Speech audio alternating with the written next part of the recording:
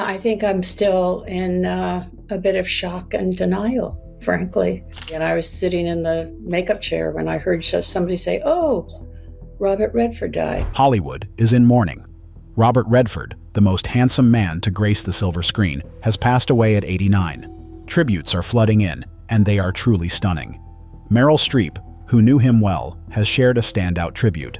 What caused Robert Redford's death? And what are people in Hollywood saying about him? Join us as we reveal Meryl Streep's powerful tribute to him. The life of a legend. The news hit hard. Hollywood legend Robert Redford passed away at his home in Utah at 89. He was a leading man whom everyone admired. For over 50 years, he captivated us with many memorable film roles. Let's briefly look back at his remarkable life. Robert Redford was born in Santa Monica, California, on August 18, 1936. His father, Charles Robert Redford Sr., was an accountant, and his mother, Martha, was a homemaker. He was a bit rebellious as a child. He stole hubcaps in high school. He lost a college baseball scholarship at the University of Colorado after too many nights of partying. Oh, I work in the linotype room 2 nights a week. You never quit, do you? However, he showed talent for drawing caricatures, which led him to pursue art seriously. Redford spent a year backpacking through Europe, hitchhiking and staying in hostels to soak up inspiration. When he returned to New York, he decided to study theatrical design at the Pratt Institute of Art and began taking acting classes at the American Academy of Dramatic Arts. By the late 1960s, he had performed on Broadway in shows like Barefoot in the Park, which helped him gain attention. His good looks and talent caught Hollywood's eye. He wasn't in college when he didn't lift a finger for Spain. Congress was isolationist. His big break came when he starred in Butch Cassidy and the Sundance Kid at 33. He followed that with The Way We Were and The Sting in 1973, which made him a top box office star for 3 years. Redford didn't just enjoy his fame. He used it to advocate for environmental causes. He bought land in Utah and developed it into a ranch and the Sundance ski resort. He also decided to try directing and won an Oscar for Ordinary People, which led to more films he directed. Redford's influence extended beyond acting. In 1980, he founded the Sundance Institute to help new filmmakers. The Sundance Film Festival, which he started, has become a significant event in the film industry. After taking 8 years off, he directed The Milagro Beanfield War, based on a novel by John Nichols. He impressed audiences again in 1992 with A River Runs Through It, and in 1994 with Quiz Show, which earned him another Best Director nomination. Robert Redford left a lasting impact on cinema. Let's discuss what made him truly stand out. The Sundance legacy. Robert Redford was not just a striking actor, but also an influential figure in indie films. After winning an Oscar for Ordinary People, he founded the Sundance Institute in 1980. The festival became a launching pad for new filmmakers like Quentin Tarantino, Steven Soderbergh, Paul Thomas Anderson, and Darren Aronofsky. These directors changed the landscape of modern movies, and it all began because Redford supported new talent. In a 2018 interview with the Associated Press, he emphasized the idea of independence. He believed in pursuing dreams even when it seemed risky. He said, "It's stupid and dangerous to tell people to sit by and shut up." He wanted to help independent artists whose stories weren't being told in mainstream cinema. He reflected on this commitment, saying he felt good about it. Many people admired Redford not just for his looks, but for his vision and values. He used his fame to help others. By 2025, Sundance had grown so big that the organizers decided to move it from Park City to Boulder, Colorado. Redford acknowledged this change, saying, "We must always evolve and grow, which has been at the core of our survival." Even at 89, he was still focused on new projects, saying, "I'm much more drawn to the Sundance Kid." He continued to act into his later years, reuniting with Jane Fonda for the 2017 Netflix film Our Souls at Night. The following year, at 82, he starred in The Old Man and the Gun, calling it his last role. But he didn't see retirement as an end. He stated, "Retirement means stopping something. There's this life to lead. Why not live it as much as you can?" This mindset of living life fully helped him maintain strong relationships with friends and collaborators. They understood that art and your connections last longer than anything else. Redford also had a unique personal life that might surprise you. Personal life and losses. Robert Redford had a typical childhood in California during the 40s and 50s. He enjoyed many sports, especially baseball, which he played well. He also loved reading Greek myths and comics. However, he faced some challenging moments in his early life. At the age of 11, he recovered from a mild case of polio. Around the same time, his family suffered a significant loss when his twin sisters died shortly after birth. Redford later shared that his family dealt with sadness by not discussing it and moving on. In a 2018 NPR interview, he said, "You don't ask for anything. You bear the brunt of whatever comes your way and do it gracefully." After spending a year and a half abroad, Redford returned home and started a family with his first wife, Lola Van Wagenen. They married in 1958 and welcomed their son Scott in September 1959. Sadly, Scott died a few months later from sudden infant death syndrome. Redford described this time as traumatic, especially since he was starting his acting career. He admitted that it was hard to cope with such a loss at a young age. Despite this, he and Lola had 3 more children, Shauna, James, and Amy, between 1960 and 1970. Tragedy struck again in 1983 when Shauna's boyfriend, Sid Wells, was shot and killed in what seemed like a random act. At the time, Redford was filming The Natural but paused production to attend Sid's funeral. Another difficult moment came when his son James faced a serious illness called primary sclerosing cholangitis, which affects the liver and bile ducts. In 1993, James needed 2 liver transplants in a row because the first one had a bad valve. Redford got him a screenwriting job to help James through this tough time. James said this job gave him something to focus on when he felt alone and at his lowest. James worked with his dad for years until bile duct cancer took him in October 2020. For someone like Redford, losing James was another deep pain he mostly kept to himself. He once said he kept his public and private lives separate to have a life of his own.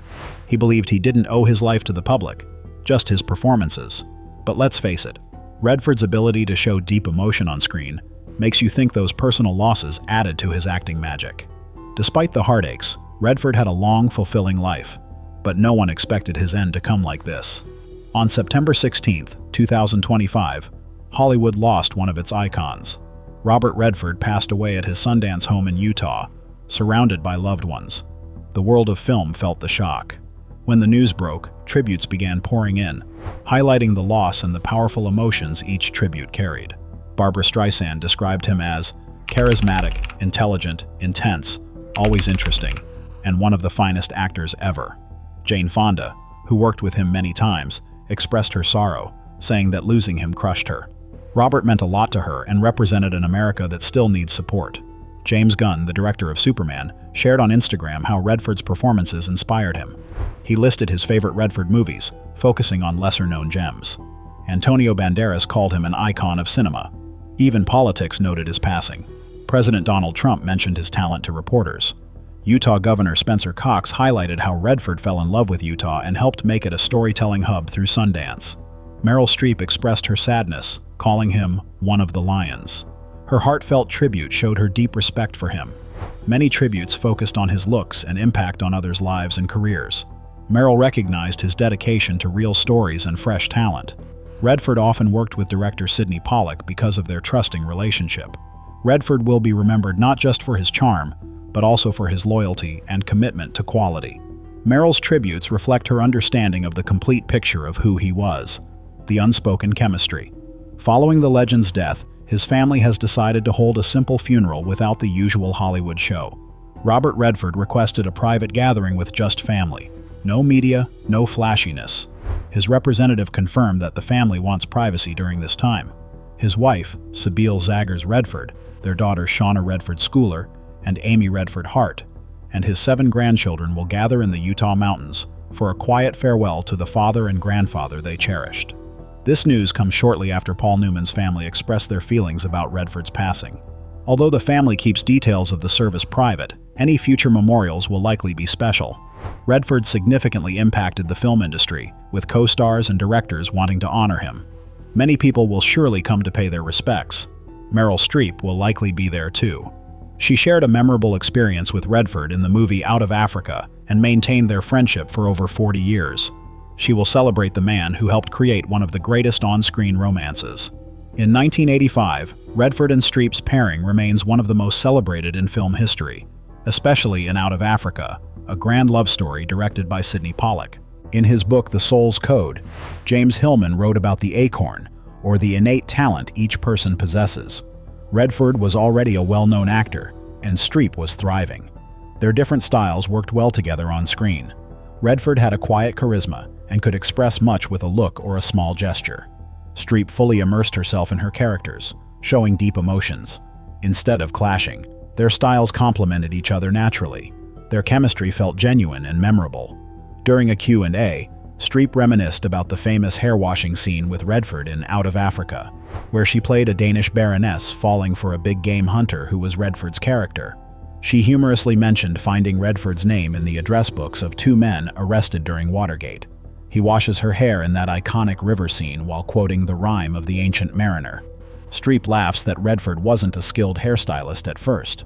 She had to bring her hair and makeup artist Roy Hellman to show him what to do. Somehow, it worked. Redford took the lesson, got into it, and did great. By take 5, I was so in love, in my own words, Streep said. Off-screen, they respected each other's work. Redford admired Streep's dedication to her craft, while she appreciated his natural performance style. This mutual respect strengthened their on-screen connection. Many still consider them the ideal example of how two talented actors can create a lasting romance on film. Instead of quick, shallow Hollywood heat based only on good looks, Redford and Streep brought depth, strength, and sincerity. What does the legend leave us with? True legacy. The entertainment world is grieving today, and many tributes are pouring in. Omar Domingo wrote, "With love and admiration. Thank you, Mr. Redford. Your impact will last for generations. R.I.P."